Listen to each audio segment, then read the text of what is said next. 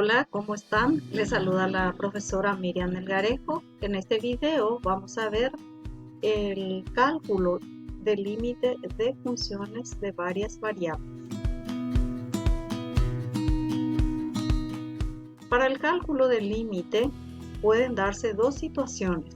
Primero, que la función esté definida en el punto, es decir, que sea continua, o bien que la función no esté definida en el punto, es decir, presenta algún punto de discontinuidad. Si la función es continua en el punto, entonces para hallar el límite basta con evaluar la función en el punto y el valor de esa función ya es el valor del límite de la función. Cuando la función no está definida en el punto, puede darse dos situaciones, que el límite exista o bien que el límite no exista. Si el límite no existe, se debe demostrar su inexistencia. Entonces, vamos a ver qué puede ocurrir cuando el límite existe. ¿Qué es lo que podemos hacer? Lo que podemos hacer es primero aplicar la definición hallando el delta que depende de epsilon para demostrar que el límite existe. Pero para aplicar la definición tenemos que saber cuál es el valor del límite, el valor probable. Entonces, con ese valor nosotros aplicamos la definición y demostramos que efectivamente es ese el límite de la función. O bien podemos aplicar infinitésimos equivalentes o aplicar el álgebra para levantar la indeterminación. Recordemos que cuando tenemos función de varias variables, no es posible aplicar de entrada L'Hopital porque puede que la función no dependa de una sola y no sepamos con respecto a qué variable deriva. Entonces hay que tener cuidado para aplicar L'Hopital cuando queremos calcular límite de varias variables. Pero puede darse el caso que una parte de la función esté acotada y la otra parte, el límite, sea igual a 0. Entonces se aplica el teorema de la acotación. O en otro caso también se puede utilizar el teorema del encaje. Es decir, podemos aplicar cualquiera de estos métodos para hallar el límite de nuestra función si es que existe. En caso de que no exista, entonces debemos demostrar su inexistencia. ¿Y cómo se demuestra su inexistencia? Los métodos más usuales son los límites iterados, los límites direccionales o bien utilizando coordenadas polares. ¿En qué consiste estos métodos? Consiste en hallar los límites y demostrar que estos, cuando tienden a un mismo punto, no son iguales. Es decir, partiendo por diferentes caminos, llegamos a límites distintos, entonces contradice la definición del límite que nos dice que no importa cuál sea el camino al cual nos acerquemos al punto, el límite siempre debe ser el mismo.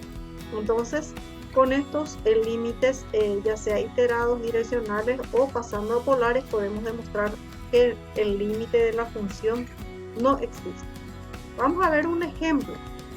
Nos pide analizar la existencia del límite de esta función, es decir, cuando x y tiende a 0, 0 de x por valor absoluto de y sobre raíz cuadrada de x cuadrado más y cuadrado.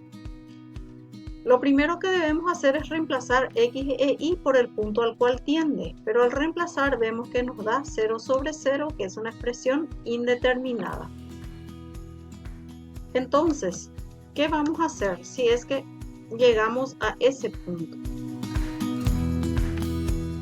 Calculamos los límites iterados y vamos a hacer primero límite cuando y tiende a 0 de la función y esto nos va a dar 0 y el límite cuando x tiende a 0 de 0 nos da 0.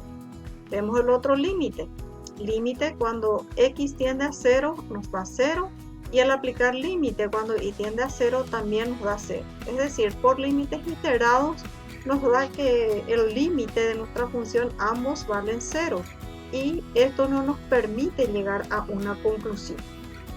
Entonces vamos a ver qué podemos hacer para demostrar que existe ese límite. Nosotros sabemos que la diferencia de dos números positivos elevado al cuadrado va a ser siempre positiva. Entonces como tenemos nuestra expresión con valor absoluto, partimos de esa expresión. Valor absoluto de x menos valor absoluto de y al cuadrado es mayor o igual a 0. ¿Esto qué implica? Desarrollamos el cuadrado del binomio y nos da esta expresión.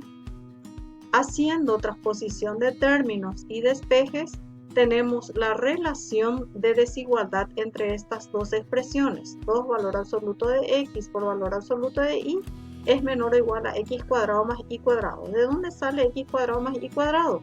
Nosotros sabemos que valor absoluto de x cuadrado es lo mismo que x cuadrado y valor absoluto de y cuadrado es lo mismo que y cuadrado.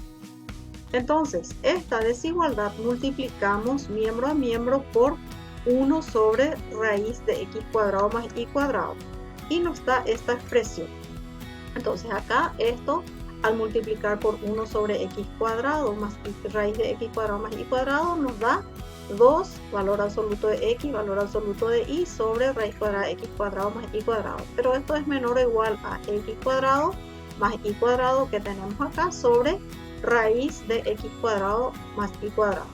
Multiplicamos todo por un medio y tenemos así. Esto nos queda directamente ya 2 se simplifica con el 2 y nos queda valor absoluto de x por valor absoluto de y sobre raíz de x cuadrado más y cuadrado. Al efectuar esta expresión, esto pasamos al numerador cambiado de signo, o sea, vamos a tener x cuadrado más y cuadrado por x cuadrado más y cuadrado a la menos un medio. Entonces 1 menos un medio nos da un medio y tenemos raíz de x cuadrado más y cuadrado sobre 2. Pero nosotros sabemos que por definición valor absoluto de x es igual, puede ser más x o menos x. Entonces, desdoblando esta, digamos, la definición, aplicando la definición de valor absoluto de x a esta expresión, tenemos que menos esto va a ser negativo, pasa acá, y esto queda positivo, es decir, nuestra desigualdad queda de esta manera.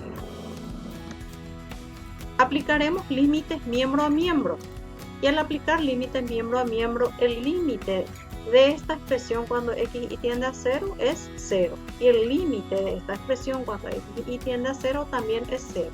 Por tanto, el límite de esta expresión, que es lo que nos interesa, está entre 0 y, o sea, es mayor o igual a 0 y menor o igual a 0. Y acá podemos aplicar el teorema del encaje. Y el teorema del encaje nos dice que si la función está entre dos valores y ambos tienden, es decir, nuestra función está entre dos funciones, que en este caso es raíz de x cuadrado más y cuadrado sobre 2, y ambos tienen a un mismo límite, entonces el valor del límite de nuestra función es igual a 0. Bien, con esto demostramos entonces que el límite de esta función existe y es igual a 0. En los próximos videos vamos a ver más ejercicios de aplicación de límites, viendo cualquiera de los métodos que hemos visto para determinar la existencia del límite.